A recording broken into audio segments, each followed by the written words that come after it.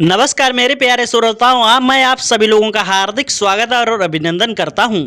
हमारे YouTube channel देहाती कहानी में आप सभी लोगों का हार्दिक स्वागत। सभी लोग खुश रहें, मस्त रहें। आपका मैं उसी भाग से जोड़ता हूं दोस्तों। सबसे पहले भगवती माता शारदा की एक बार प्रेम से बोल दीजिए, बोलो शारदा माता की जय, बोलो मेहर देवी माता की जय। धांधू का ब्याह मैं उसी ऐप से जोड़ता हूं जो मैंने पहले आपको बताया था। तहार धांधू का टीका चढ़वा लेता है। उधर ब्राह्मण देव और नाऊ पहुंच जाते हैं अपने राज्य राजा धौलापुर के दलपत सिंह के यहाँ। वहां पहुंच जाते हैं। राजा पहुंचता है, पूछता है आपने कहाँ टीका चढ़ाया। दोस्तों ब्राह्मण देव कहते हैं कि आपका टीका बला था, किसी ने भाई आपका टीका नहीं लिया। आपके टीका लेने से सबने इनकार कर दिया। तो फिर कहाँ चढ़ाया है? मैंने पृथ्वीराज के यहाँ एक धांधू है, धांधू उसका मैंने टीका चढ़ाया है। तभी राजा बोला तुमने वहां टीका चढ़वा दिया धातु, वो तो बनाफर है। बोला किसी ने टीका लिया ही नहीं तो क्या करते हैं। दोस्तों आप यहाँ की बात यहीं पर छोड़ो, अब मैं आपको ले चलता हूँ दिल्ली में पृथ्वीराज के यहाँ। दोस्तों कुछ समय बाद धांधू के विवाह की तैयारी होने लगी। खूब तैयारी होने लगी दोस्तों, क्योंकि विवाह का समय नजदीक धीरे धीरे आ रहा था। अब विवाह का नजदीक समय आ गया, विवाह की तैयारी कर दी। पृथ्वीराज का बेटा तार पार्थ, सारी सेना, चूड़ामल ब्राह्मण जो सेनापति था, जिसने धोखे से उधल को मारा था लास्ट में, वही चूड़ामल है ये। दोस्तों चूड़ामल तैयार हो जाता है। पृथ्वीराज अपनी फौज को सजाते हैं और आराम से धौलापुर के लिए प्रस्थान कर देते हैं। चलते जाते हैं। कुछ दिन बीत जाने के बाद 2-4 दिनों का समय गुजर गया। जहाँ धौलापुर की सीमा से कुछ दूर अपने तंबू डाल दिए, डेरा डाल दिए। लगाई कचहरी जब पिथौड़ा राय ने और कहा, सबसे पहले अपनी मीटिंग को जोड़ी। मीटिंग जोड़कर कहा बताओ। तो उन्होंने अपने यहाँ जो सबसे पहले नेंग होता है एपनबाड़ी का, जो नेंग पहुंचाया जाता है, जो आज की भाषा में इसे बरंगे बोला जाता है।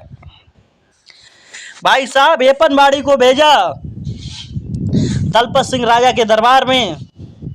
दरबार वालों ने रोका कहाँ से आए हो? तो उसने कहा मैं पृथ्वीराज के यहाँ से आया हूँ धांधू का विवाह करने के लिए राजा दलपत सिंह की बेटी चंद्रा से। भाई साहब वहां से जब वो पहुंचा, दलपत सिंह की कचहरी लगी थी। दलपत सिंह से कहा मैं राजा पृथ्वीराज सिंह चौहान का एपनबाड़ी नेंग लेकर आया हूं धांधू का, लीजिए। उसने कहा दोस्तों कि आपने मेरी शर्तें नहीं पढ़ी। तुरंत उसने अपने बेटे शेर सिंह को बुलाया। शेर सिंह वास्तव में शेर सिंह था। अब शेर सिंह की चले तलवारें उस एपनबाड़ी से। दोस्तों तलवारें वहीं पर युद्ध होने लगा। एपनबाड़ी और शेर सिंह में युद्ध होते दोस्तों अपनी वो जान बचाकर कैसे भी भागा और अपने दरबार पृथ्वीराज के आया। सारा हाल सुनाया। उसके बाद में फिर से सेना को तैयार किया। फौज को तैयार होकर पृथ्वीराज ने अपने बेटे तहार को भेजा। दोस्तों जब तहार को भेजा, तहार से और फिर से शेर सिंह का घनघोर युद्ध होने लगा।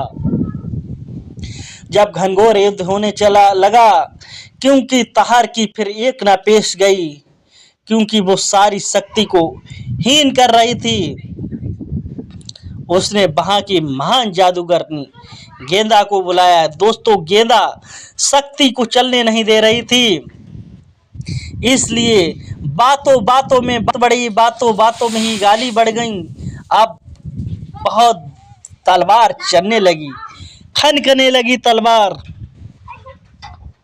जब वहां पर तलवार खनकने लगी, कुछ ही समय बाद तहार को शेर सिंह बंदी बना लेता है। जब तहार को शेर सिंह बंदी बना लेता है,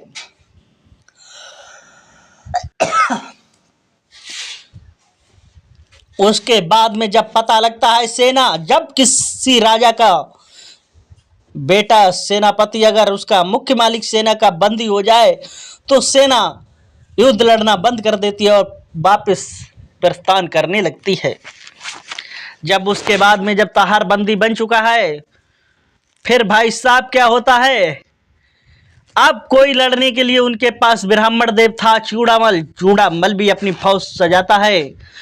अब की दिलावर सिंह भी आता है। दिलावर सिंह और ब्राह्मण चूड़ामल की बहस होती है। चूड़ामल कहता है अपनी बहन की शादी धांधू से कर दे, तुझे शादी तो करनी पड़ेगी।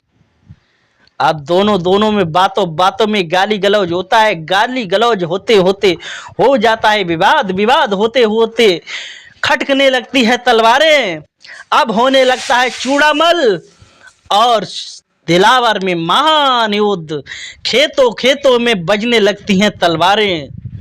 जब खेतों में बजने लगती हैं तलवारें, धीरे धीरे खूब तलवारें बजते दोस्तों 1.5 पहर 3 पहर का समय हो गया। और भाई साहब, आपको पता है दिलावर सिंह की जो गेंदा थी जादूगरनी, वो सबको, किसी को तोता बना दे, किसी को मेढ़ा बना दे, किसी को बंदर बना दे। इस तरीके से उसने सारी सेना को, किसी को तोता, किसी को बंदर, किसी को कुत्ता, किसी को गधा बना दिया था। अब क्या होता है, जब भाई ब्राह्मण चूड़ामल भी वही तोता बन जाते हैं। उधर जब ब्राह्मण चूड़ामल भी तोता बन गए, फिर जब से ये सूचना पहुंची पृथ्वीराज के पास में कि आपकी सेना धीरे धीरे पराजित होने जा रही है, जब पराजित होने जा रही है तब क्या हुआ, ध्यान से सुनिए। पृथ्वीराज ने, जिसके हाथों में कंगन बना था, जिसके सिर पर मोहर पगड़ी रखी थी, जिसके हाथों में कंगन थे, जिसका नाम था धांधू।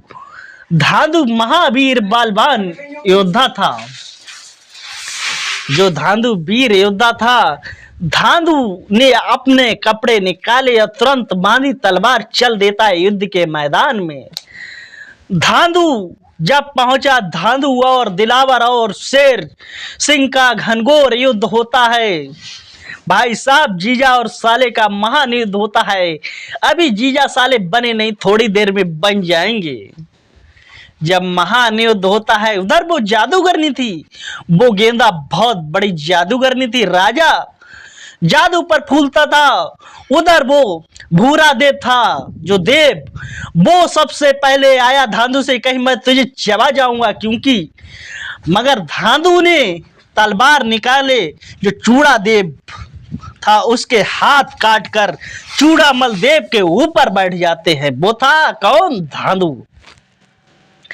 जब धांधू चूड़ामल के ऊपर बैठ जाता है, धांधू भूरा देव के ऊपर बैठ जाता है, फिर देखिए दोस्तों क्या होता है।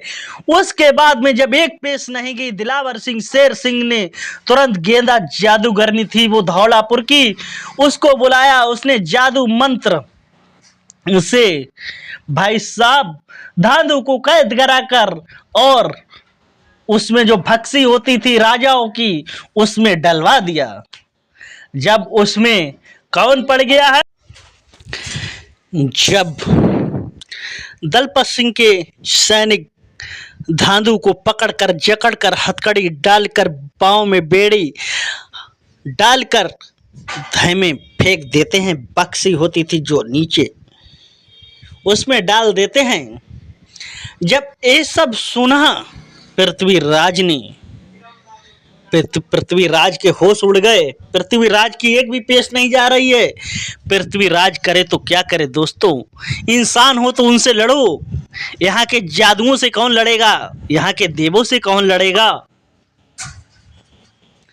जब ये बात पृथ्वीराज ने देखी कि पृथ्वीराज की सारी सेना कोई तोता बन चुकी है, कोई बंदर बन चुकी है, कोई कुत्ता बन चुकी है, कोई मेढ़ा बन चुकी है, कोई भैंसा बन चुकी है। जब पृथ्वीराज ने ये स्थिति देखी, पृथ्वीराज परेशान हो गया, करें तो क्या करें।